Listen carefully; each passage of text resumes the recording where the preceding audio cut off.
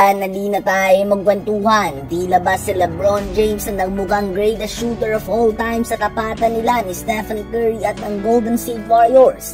First half pa lang nga ay kotang-kota na si LeBron. Nagtala kaagad ito ng 23 points, 11 rebounds, and 5 assists including ang perfect 5 of 5 shooting sa 3-point line. Tumira din nga siya sa may logo mga kaibigan, kaya naman kinokoronahan na nga ito ni Rui Hachimura kanina. Habang si Curry nga ay 1 of 6 lamang sa 3 points at nagsimula ito na 1 of 9 sa field sa game mga kaibigan.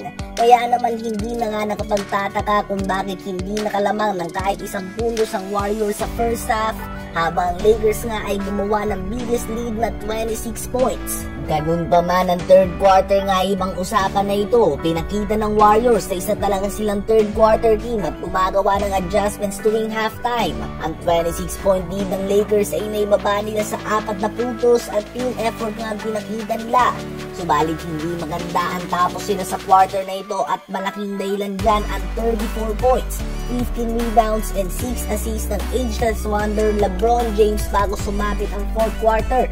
Sa fourth quarter ay sinusubukan pa nga ng Warriors na bumawi at mainit din si Curry. Ngunit sa uli ay masyadong nabaon na nga ang Warriors sa kalamangan noong first half at kinapos na sila. Nakuha ng Lakers ang kanilang ika-10 panalo sa huling 12 laro kahit nakulang pa nga ang kanilang lineup sa score na 120-112.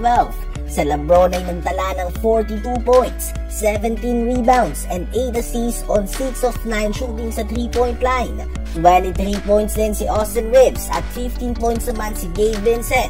Sa Warriors naman ay 37 points and 7 rebounds si Stephen Curry on 13 of 34 shooting sa field at 6 of 19 sa 3-point line. Nagtala naman ang pangatlong sunod na 30-point game si Michael Porter Jr. sa 112-90 win ng Denver Nuggets kontra sa Orlando Magic.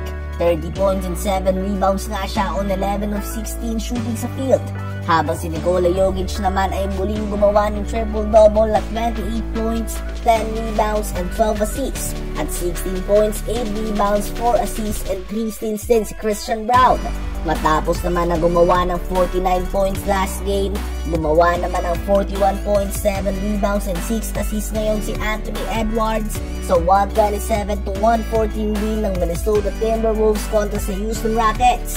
15 points, 11 rebounds din si Naz Reid at 13 points and 10 rebounds naman mula kay Rudy Gobert. Habang sa rematch naman ng last year's NBA Finals ay nakuha ng Dallas Mavericks ang 127-120 win kontra sa Boston Celtics. Nanguna dito si Klay Thompson na gumawa ng 25 points, kung saan ang 23 points nga dito ay nanggaling sa first half lamang. 22 points din si Spencer Dinwiddie, 20 points si Najee Marshall, 19 points si Kyrie Irving, 15 points si Dante Exum, at 8 points, 15 rebounds, and 5 assists naman si Daniel Gafford.